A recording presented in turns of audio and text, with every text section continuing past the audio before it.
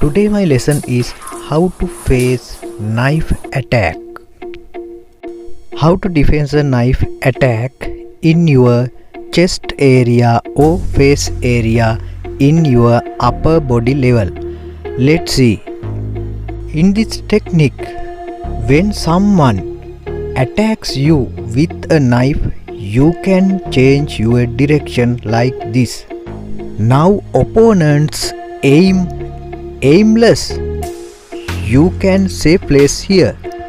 Now you can go work in through an open door like this.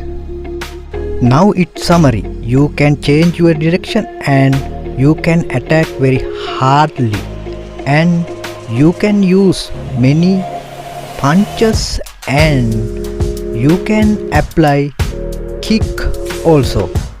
Let me show now completely knife attack technique.